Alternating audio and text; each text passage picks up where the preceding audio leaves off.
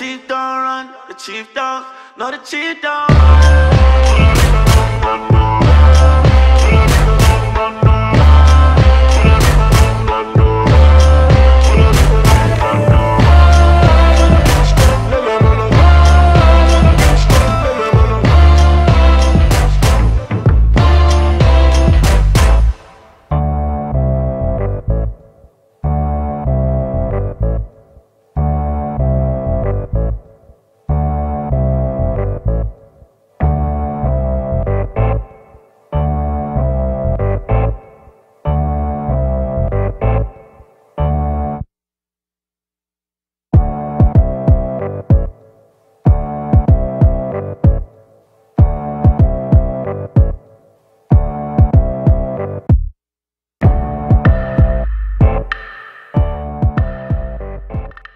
Rebonsoir, bienvenue à toutes et à tous dans Intégral Foot. Ce soir avec nous, Geoffroy Garretti. Bonsoir Geoffroy. Bonsoir. Bienvenue à vous sur Vidéo. Merci beaucoup, c'est un plaisir. On est très ravis de vous accueillir en tout cas ce soir. Je vais commencer par une première question. Qu'avez-vous pensé de cette élimination du PSG face à Madrid ?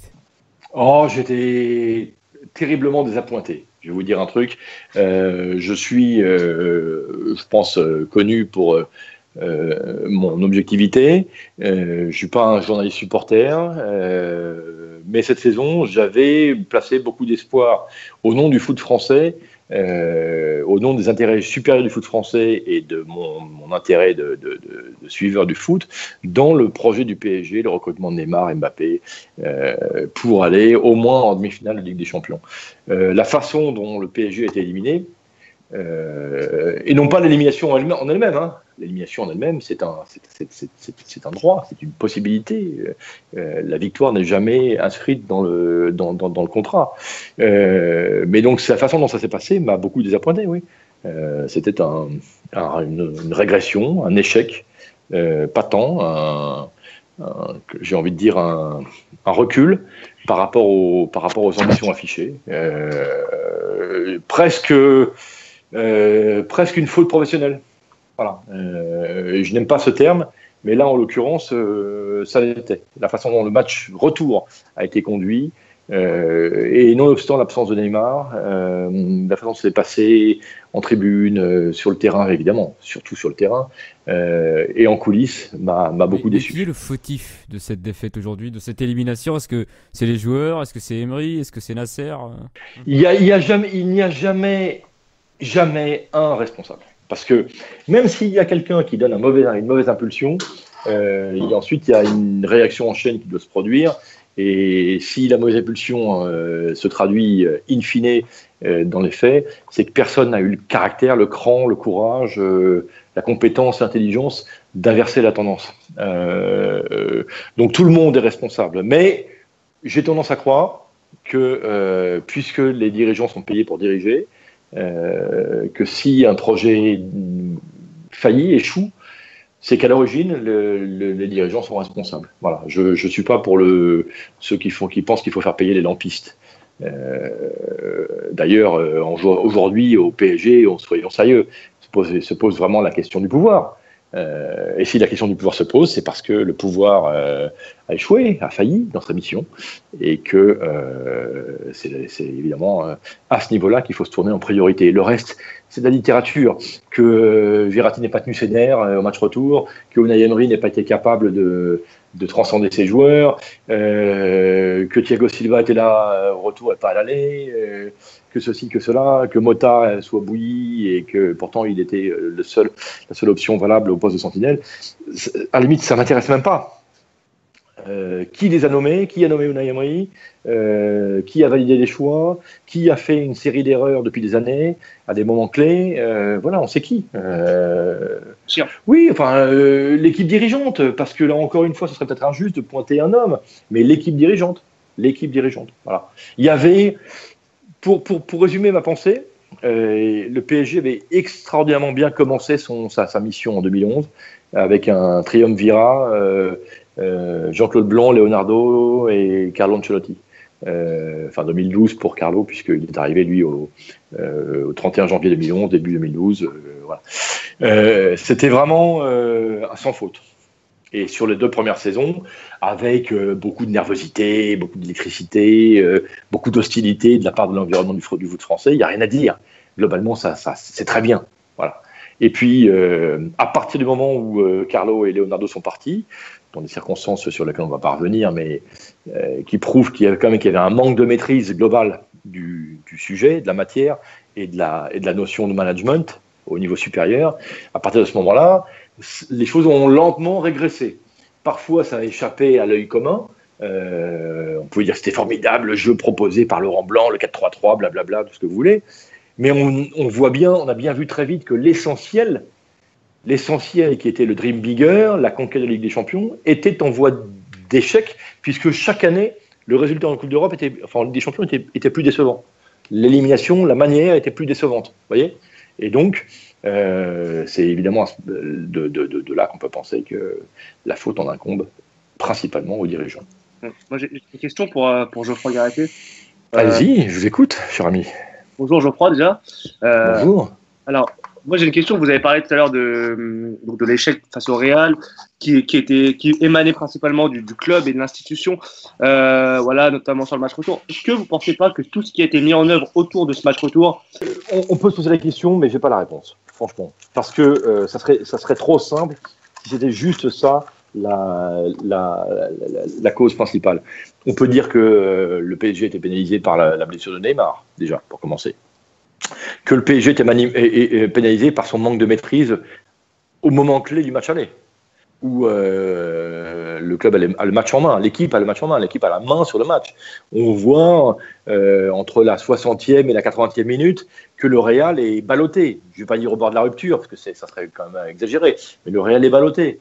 Que un match nul aurait été équitable, une victoire n'aurait pas été volée, et que vous sortez sur une défaite par 2 buts d'écart, qui lorsqu'elle se produit contre un club contre le Real, comme le Real, du calibre du Real, est quasiment rédhibitoire. Donc vous voyez, j'ai envie de dire, la façon dont le match retour est abordé, c'est déjà moins important. Ce qui compte, c'est le constat de départ. Vous avez laissé échapper un résultat qui vous tendait les bras. Voilà.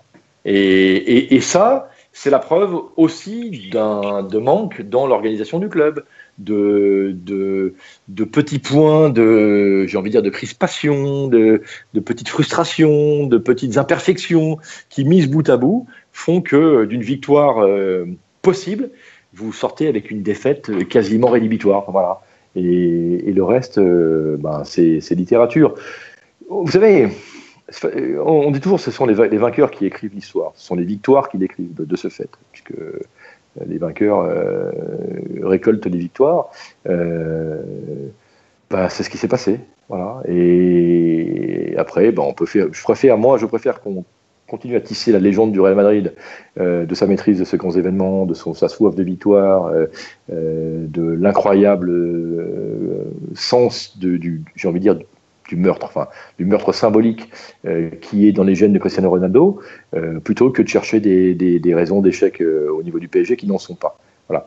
Ce qui est sûr, c'est qu'il y a une institution centenaire habituée au triomphe et habituée à la politique du triomphe à travers son relationnel avec les arbitres, etc., qui donc sait y faire. Et puis en face, il y a un jeune club en devenir, mais dont la formation n'est pas encore achevée. Et ça fait toute la différence. Et juste une autre question. Avec l'arrivée prochaine d'un nouveau président à la tête du PSG. L'arrivée possible. Possible. Oui. Voilà. Pour vous, j'ai bien compris, pour vous, elle est actée. Moi, je suis d'accord avec sur le fond de l'histoire, mais pour des raisons journalistiques évidentes, j'emploierais le conditionnel. Voilà. Donc, avec l'arrivée d'un nouveau président qui pourrait avoir lieu au conditionnel, est-ce qu'on n'a pas le risque justement de repartir à zéro un peu? Parce que Nasser, finalement, il a eu des problèmes dans son entourage, au sein du club, ça s'est un peu frictionné. Est-ce qu'on n'a pas le risque qu'avec l'arrivée d'un nouvel homme, finalement, certains en profitent pour s'immiscer et recréer des conflits et finalement que ça reparte de zéro? J'en sais rien. Tout ça va dépendre de la personnalité, du savoir-faire, du charisme, de la fermeté du nouveau président, si président il y a. Si nouveau président il y a. Il ne faudra surtout pas faire table rase du passé. Il y a des choses qui ont été faites. Paris est un club aujourd'hui qui compte, quoi qu'on en pense, en bien et en mal. Mais l'effectif, il existe. Le recrutement de Neymar, il est réalité. Kylian Mbappé, il est au club. Il y a des joueurs de grande valeur qui sont dans cette équipe. Il y a une structure qui a été montée. Il y a un pouvoir économique qui est réel. Donc, je ne crains pas, moi, le redémarrage à zéro. En revanche, ce qui est à mettre en perspective, c'est la façon dont le nouveau pouvoir, si nouveau pouvoir encore une fois il y a, saura manœuvrer pour garder ce qui est et améliorer ce qui ne va pas. Bonsoir, Monsieur Garatier. Moi, Bonsoir. je me dis, on a parlé souvent d'une saison de transition. Depuis 2 ans, on en parle depuis qu'il y a eu le départ d'Ibrahimovic. Ouais. Est-ce que justement la saison de transition, elle n'est pas arrivée avec l'arrivée de Neymar, mais aussi l'arrivée justement de la suite, ce qui va sûrement se passer cet été, avec le départ des joueurs qui sont restés dans le projet et qui, eux, ne devaient pas y rester forcément? Oui, non, mais vous avez raison. En fait, quand on parle de saison de transition, c'est un raccourci, on va dire, dialectique qui n'a pas de fondement en réalité. Parce que il y a des périodes de transition. Je ne sais pas où il est inscrit qu'une période de transition doit durer une saison. Elle peut durer 1 mois, 3 mois, 6 mois, 1 an, 2 ans, 3 ans, parfois même 10 ans. Regardez à Manchester United, la transition, elle a duré 20 ans entre le départ de Matt Busby et l'arrivée de Alex Ferguson. Enfin, quasiment 20 ans, vous voyez ce que je veux dire. À l'AC Milan, la transition entre la période dorée des années de Johnny Rivera et l'arrivée de Berlusconi comme président, ça a duré 15 ans. Vous voyez, donc on ne sait pas. Moi, je pense que la transition, elle durera. En fait, si vous voulez, la fin, pour aller droit au but, et pardon de parler d'un proverbe marseillais, ça vous dérange pas, pour aller droit au but, la fin de la première période du PSG, elle se fait en 2 temps. Le premier temps, c'est le départ de Carlo Ancelotti et de Leonardo. Le deuxième temps, c'est l'affaire Aurier. L'affaire Aurier a été le révélateur de tous les manques du PSG actuel et qui nous montrait que Paris était un club, mais pas encore une institution. Mais moi, j'ai aucune acrimonie envers quiconque par rapport à ça. Paris est un club très jeune, très très très jeune. Dans l'histoire du foot, on va dire que la première saison du PSG moderne, parce qu'il y a eu le premier PSG qui était en fait après a fait scission avec le Paris FC, qui avait fait une saison de D1 en 71-72, mais la première, donc l'apparition du Paris SG moderne en D1, c'est de 74. 74, le Real avait déjà 6 Coupes des Champions au palmarès. Vous vous rendez compte ? 74, c'est la première Coupe des Champions du Bayern. Voilà, c'est en 74 la finale de la Ligue des Champions, donc l'année où Paris remonte en D1, c'est Bayern Atlético. En 74, le Barça est champion d'Espagne avec Cruyff. Vous comprenez ce que je veux dire ? Je vous mets tout ça en perspective pour qu'on comprenne que Paris, c'est un bébé encore. Et cette dimension historique, si vous voulez, parfois elle est montée en épingle, parfois elle est brûlée, elle est vouée en gémonie, quand ça nous arrange. Mais qu'a dit Giorgio Chiellini quand la Juventus est qualifiée contre Tottenham ? Il a dit le poids de l'histoire. Qu'a dit Arrigo Sacchi, l'ancien gourou de l'AC Milan, version hollandais et Berlusconi des années 80, 90, il a dit le plus important c'est le club. Le club. Voilà. Et le club, il doit écrire son histoire mois après mois. Et la Ligue des Champions, les triomphes européens, c'est une récompense. Ça n'arrive jamais par hasard, jamais. Quand je disais ça il y a quelques années, on me disait mais non, c'est des conneries. Voilà. Et puis aujourd'hui, tout le monde en est absolument convaincu. Donc laissons aussi un peu de temps à Paris pour savoir gérer les crises. Voilà. L'équipe dirigeante actuelle, et peut-être ex-équipe dirigeante, n'a pas su gérer l'affaire Aurier. En gros, l'équipe dirigeante n'a pas su solidifier le club en tant qu'institution. Pour une raison très simple à mes yeux. Ils n'en avaient pas les compétences. Ils n'avaient pas la capacité de comprendre ce qu'est le foot. Ils ne se sont pas entourés, à un moment clé, des bonnes personnes. Voilà. Si vous aviez, en 2013, tout fait pour garder Carlo Ancelotti une saison de plus, voire 2 saisons de plus, si vous aviez fait en sorte que Leonardo puisse revenir au club, ou en tout cas le réintégrer dans des bonnes conditions, si vous aviez promu Jean-Claude Blanc dans le rôle pour lequel il est le meilleur, c'est-à-dire patron. Eh bien, peut-être qu'aujourd'hui, Paris aurait déjà gagné la Ligue des Champions. Peut-être, on n'en est pas sûr, mais en tout cas, il n'aurait pas fait moins bien qu'aujourd'hui. Vous comprenez ? Voilà. Donc, moi, je pense que c'est un ensemble de choses. L'histoire, c'est toujours un ensemble de choses.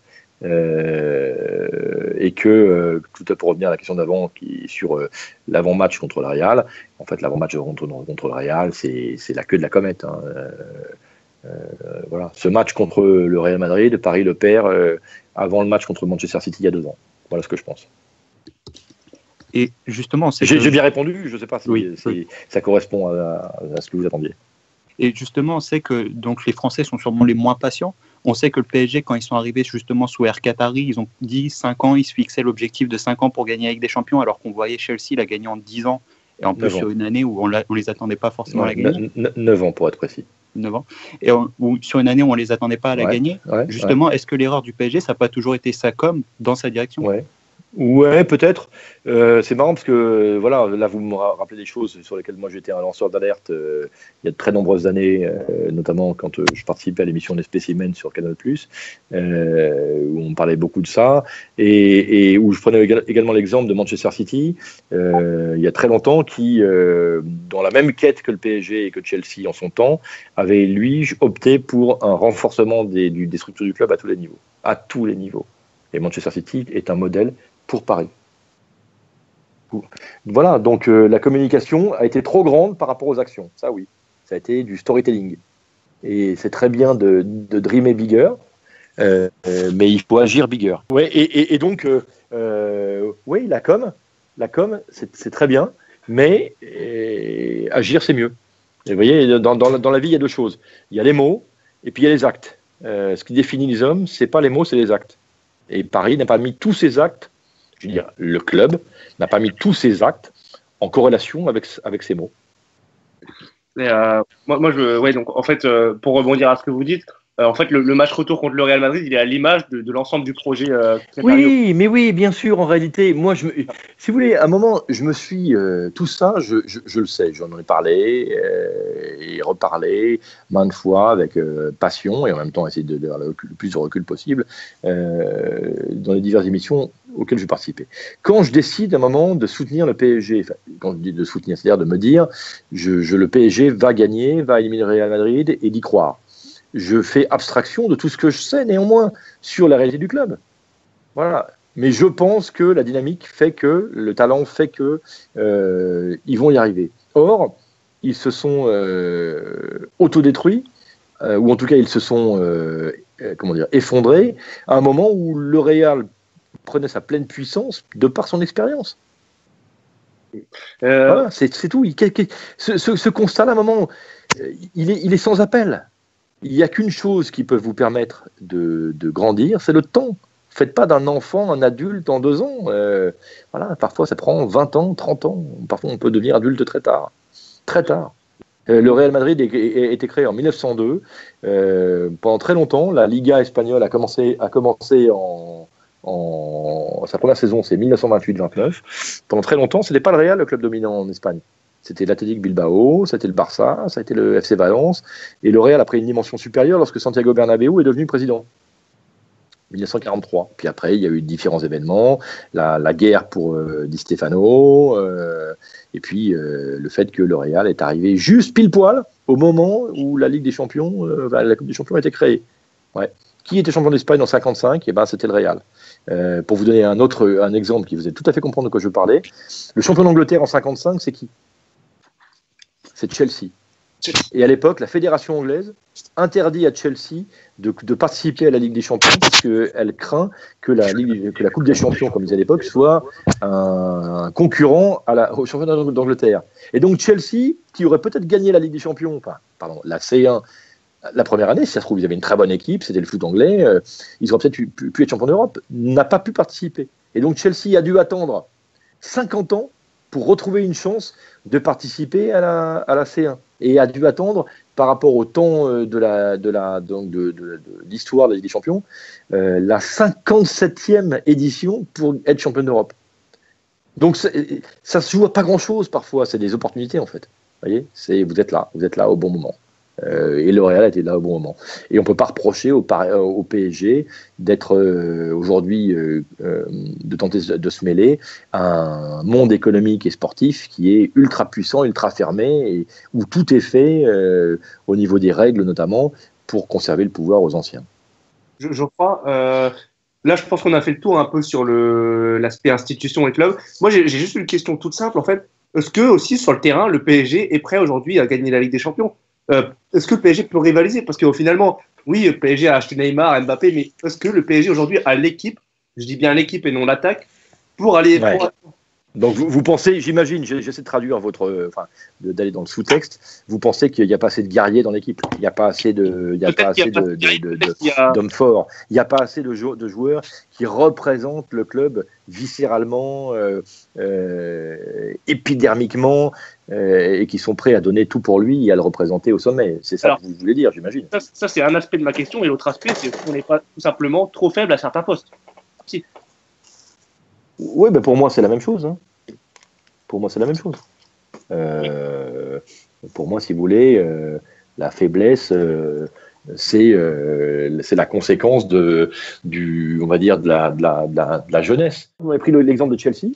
Chelsea, c'était étonnant. Quand Abramovich a racheté le club, prenez le nombre de joueurs qui sont arrivés, repartis, durant les 9 saisons qui ont conduit au titre.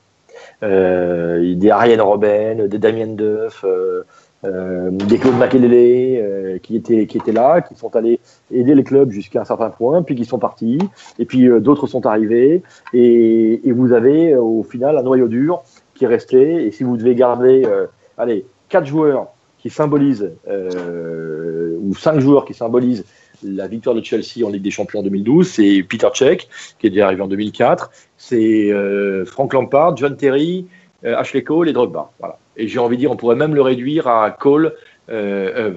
Terry, Lampard et Drogba.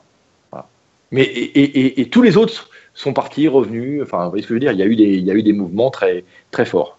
Voilà. Peut-être que si on prend l'exemple du PSG, on se rend compte qu'il y a des joueurs qui sont restés, qui auraient dû partir. Peut-être que c'est même pas peut-être. Je suis sûr que Pastore n'aurait jamais dû rester 7 ans dans ce club. C'est impossible. Parce que Pastore, tout talentueux qu'il est, il génère beaucoup d'ondes négatives. Il génère de la faiblesse. Il génère de la j'ai envie de dire, de la pleurnicherie. À ce niveau-là, il n'y a pas de place pour les pleurnichards. Il n'y a pas de place pour les faibles. Mon discours peut paraître caricatural, mais là, on parle de la compétition au sommet. Là, on parle de la plus grande compétition sportive du monde, la Ligue des Champions. Vous devez être entouré de winners, de joueurs qui sont ultra déterminés.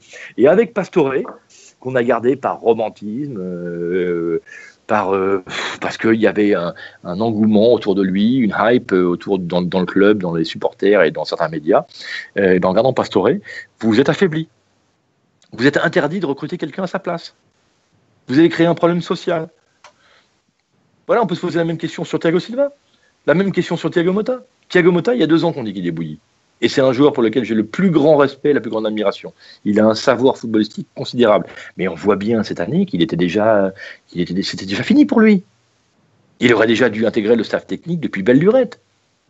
Si vous en êtes à un point où votre sentinelle, c'est Laziara qui n'a pas joué pendant 1 an, ou Thiago Motta qui est blessé depuis des mois et dont on sait qu'il est plus que 50% de ce qu'il a été à sa grande période, vous êtes mal. Là, oui, effectivement, vous n'êtes pas en position de gagner la Ligue des Champions. Oui, il y a des faiblesses dans l'effectif. Oui, l'effectif a été mal conçu. Oui, on a mis tout dans la vitrine. Par ego, par orgueil, par vision stratégique peut-être. Mais pour moi, sincèrement, je vous dis, et je l'ai déjà dit, c'était Neymar ou Mbappé. Là. C'était l'un ou l'autre. Et avec le prix de l'autre, vous pouviez recruter un vrai latéral gauche, vous pouviez aller chercher Fabinho, vous pouviez aller chercher des joueurs de complément, des guerriers, des joueurs qui vous font, au final, gagner la Ligue des Champions. J'ai une question pour vous. On a parlé des joueurs. Au niveau des entraîneurs, quel serait le profil idéal aujourd'hui pour entraîner le PSG? Le profil idéal, c'est un entraîneur qui a déjà gagné la Ligue des Champions. Voilà. Cherchez pas. Alors vous allez me dire, ouais, mais Chelsea il a gagné avec Di Matteo. Ok, peut-être, mais Di Matteo, il est viré en cours de saison. Puis Di Matteo, enfin pardon, il est recruté en cours de saison par le poste de Villas-Boas et il est viré en cours de saison suivante. Et la politique à Chelsea, c'est de garder les entraîneurs le moins possible. Si vous prenez le chemin des entraîneurs qui amènent Chelsea à la victoire, en 9 ans, vous avez d'abord Ranieri, puis vous avez Mourinho, puis vous avez Avram Grant, puis vous avez Scolari, puis vous avez Hiddink, puis vous avez Ancelotti, puis vous avez Villas-Boas, et enfin vous avez Di Matteo, qui rafle la mise presque par hasard, quoi. C'est un concours de circonstances. Voilà.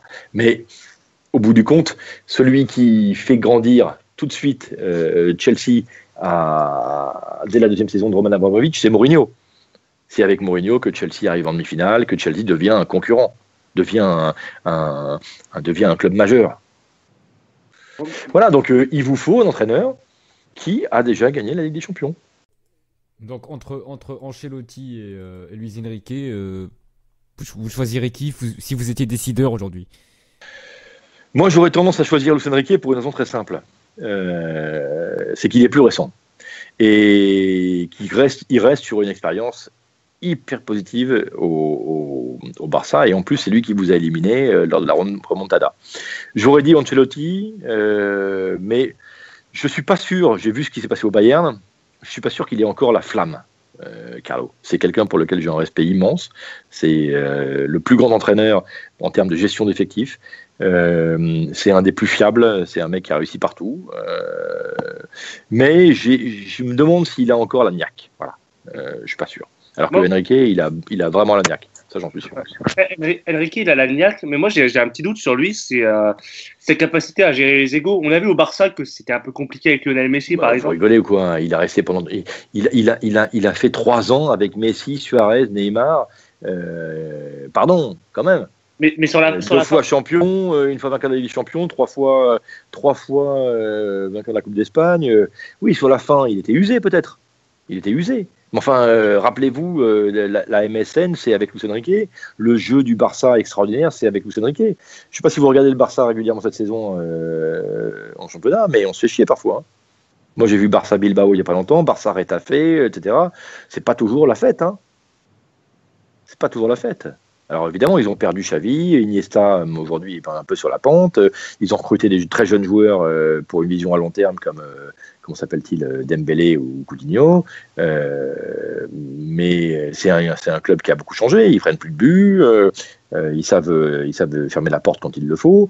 Mais on s'éclate moins à voir le Barça. Ouais, paradoxalement, on les sent plus forts que l'an passé. C'est étrange. Ouais, peut-être parce que l'an passé ils avaient des manques à certains postes. Le recrutement de Paulinho leur a fait beaucoup de bien. Le passage au 4-4-2 a permis à Busquets d'être soulagé de sa tâche par Rakitic, qui l'aide beaucoup, et d'avoir un jeu un peu plus vertical, une défense mieux protégée, tout ce que vous voulez. De toute façon, c'est les résultats qui prouvent. C'est sûr que quand vous avez 64% de clean sheet, c'est le cas du Barça cette saison, il y a quelque chose de très solide. Mais enfin, le Barça qui gagne la Ligue des Champions en 2015, c'était une équipe fantastique. Et pas uniquement parce que Messi était là. Et moi, je pense que Luis Enrique, avec des joueurs comme Neymar, Mbappé, etc., il est capable de faire mettre le feu au parc et de donner un vrai style. Je trouve que le reproche principal que je fais à Unai, c'est Emery, c'est de ne pas avoir donné un vrai style, un style Emery. Hein, en tout cas, c'est une histoire inaboutie, Unai Emery au PSG. Vous voyez, et je me rappelle d'avoir dit le seul reproche que j'ai pu faire, ou le bémol que j'ai pu donner lorsque Unai Emery, avec tout le respect qu'on lui doit, parce que moi je suis toujours très respectueux des gens, est arrivé au PSG, c'est de dire oui, mais attention, vous voulez gagner la Ligue des Champions, et il n'a jamais dépassé les 8e de finale. Alors on m'a dit ouais, mais c'est avec Séville, c'est avec le Spartak, c'est avec Valence, ok, oui, mais quand même. Et on a vu ce qui s'est passé. Alors ok, il a pris le Barça, il a pris le Real, c'est pas facile. Voilà. Mais Séville, sans lui, est en quart de finale de la Ligue des Champions. Sans lui. Ah, bien sûr, ok, le tirage au sort était plus facile. Bien sûr, oui. Ok, mais au bout du compte, on est obligé quand même de faire ce constat-là, quoi. Et est-ce que l'entraîneur qui fera Paris, on dit que c'est un entraîneur qui a déjà gagné la Ligue des Champions, mais est-ce que c'est pas un entraîneur surtout qui représentera l'institution et la force de l'institution, parce qu'aujourd'hui, que ce soit Ancelotti ou Enrique, s'il n'a pas les soutiens de sa direction et qu'on le voit encore, nos cadres, des faux cadres même du vestiaire, continuer à manipuler et faire ce qu'ils veulent, on ne pense pas que ça peut réussir. Non, mais c'est un ensemble de choses. C'est un ensemble de choses, évidemment. Évidemment.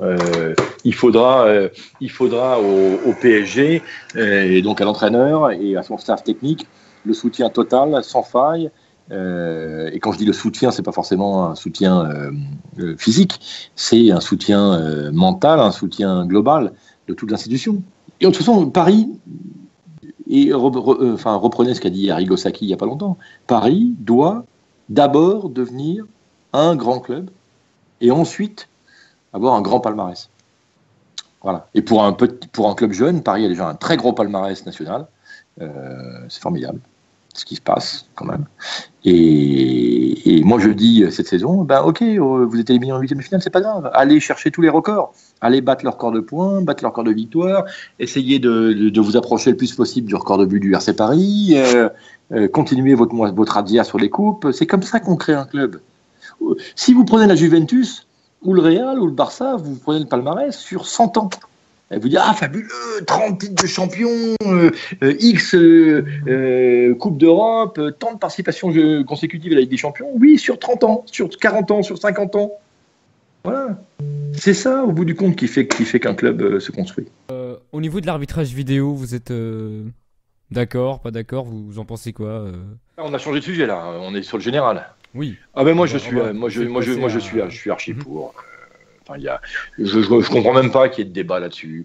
C'est que comment justifier aujourd'hui, alors que tout le monde a un accès en temps réel à toutes les images, que l'arbitre soit le moins bien placé pour juger, alors que c'est lui qui juge seul. C'est comme si vous aviez un juge d'instruction qui n'avait pas accès aux éléments du dossier dans une enquête judiciaire. Et si tout le monde était au courant des éléments du dossier, sauf le juge, et que ce soit lui qui décide du maintien en détention de telle ou telle personne, ou du renvoi de telle ou telle personne aux assises, ça n'aurait pas de sens. À l'échelle de l'arbitre, c'est exactement ce qui se produit. Donc, donnons-lui les moyens technologiques qui existent, rapides, quasiment incontestables, pour faire son job. Et puis qu'on ne me dise pas que, il y aura toujours des problèmes. Oui, les problèmes vont passer de 100 à 10. Formidable, 90% des problèmes éliminés. Génial. Mais pour le cas du hors-jeu, par exemple, est-ce que la vidéo, ça va vraiment aider? Est-ce que la vidéo va vraiment aider pour les enfants? Bien sûr que ça va aider. Évidemment que ça va aider. Quand on sait que ça va aider. À un millième de seconde près, le joueur passe de hors-jeu à hors-jeu. Oui, mais l'image vous dit ça. Mais l'image vous dit ça. L'image vous le dit. Vous avez un révélateur et puis vous voyez au départ du ballon si le joueur était hors jeu ou pas. Et encore une fois, les situations dans lesquelles il est difficile de se prononcer sont rares. Très rares. Quand on voit les matchs et qu'on voit encore les débats après ralenti, savoir s'il y a pénalty, pas pénalty, faute, pas faute. Oui, mais bon, parce qu'on vit de ça aussi, parce que il y a des émissions qui se nourrissent. J'ai envie de dire, si j'étais grossier, j'emploierais une expression que j'ai pas envie d'employer, mais on va dire, on tourne autour du pot, quoi. On en fait des tonnes pour rien, quoi. Donc, en réalité, les points de contestation en arbitrage vidéo sont vraiment rares. Et puis, plus ça va aller, plus la technologie va s'affiner, plus la capacité des arbitres à se servir de cette technologie va progresser, et plus ça va devenir incontestable. En tout cas, le débat pour ou contre la vidéo, c'est un débat, mais moi je pense que... Mais il n'y a plus de débat. Il n'y a plus de débat. La vidéo, l'assistance vidéo sera appliquée à la Coupe du Monde et en Ligue 1 l'année prochaine. Donc, il n'y a plus de débat. C'est ce dont je voulais en venir. Je pense qu'on n'est pas prêt pour l'adopter pour la Coupe du Monde. Je pense que c'est une erreur, à titre personnel. Je pense qu'aujourd'hui, très peu de pays l'ont adopté. Je pense qu'elle se fait essentiellement en Europe, mais quand on va appliquer la vidéo à des Japonais, à des Chinois ou à des pays africains... Vous rigolez ou quoi? Vous n'êtes pas sérieux, là? Ah non, je suis très sérieux. Comment vous pouvez mettre dans le même sac des pays richissimes comme le Japon et des pays avec des difficultés financières comme certains pays africains, et encore pas tous, que vous avez nommés? Il faut vous dire qu'au Maroc, par exemple, ils ont les moyens pour ça. Est-ce que pour la Coupe du Monde, une compétition en 3 mois, la vidéo, c'est quand même un processus assez jeune. On ne l'a pas encore appliqué en Ligue des Champions ni en Coupe UEFA. Est-ce que vous pensez qu'autour d'un consensus, on va réussir à réunir tous ces différentes cultures pour la Coupe du Monde 2018? Mais écoutez, je pense que vous raisonnez à l'envers. Enfin, en toute amitié. Revenez en arrière, 8 ans auparavant, et reprenez le match Allemagne-Angleterre, le 8e de finale de Coupe du Monde. Je vous rappelle les faits, il y a donc 2-0 pour l'Allemagne, l'Angleterre revient à 2-1, et juste avant la mi-temps, Frank Lampard marque un but qui n'est pas accepté, alors que le ballon est rentré d'1 mètre. 1 mètre, et tout le monde le voit. Si ce but est accordé, la phase du match est changée. Peut-être que l'Allemagne ne se qualifie pas, peut-être que l'Angleterre élimine l'Allemagne. En tout cas, il y aurait eu 2 partout à la mi-temps, et tout change. Et là-dessus, il n'y a pas besoin de ratiociner. Tout le monde voit cette situation. Tout le monde sait que le but est valable. Et donc, c'est une erreur d'arbitrage monstrueuse qui change le cours d'un match. C'est là-dessus qu'il faut se baser.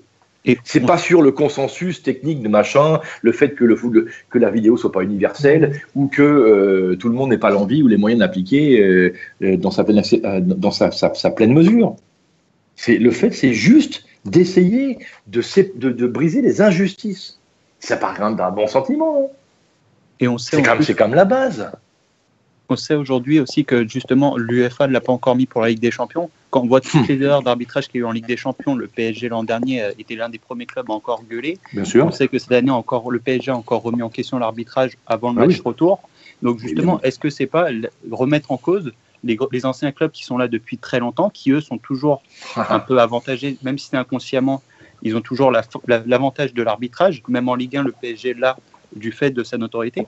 Est-ce que justement ça ne va pas permettre de remettre en question justement tout l'arbitrage? C'est ça la vraie question de l'arbitrage vidéo.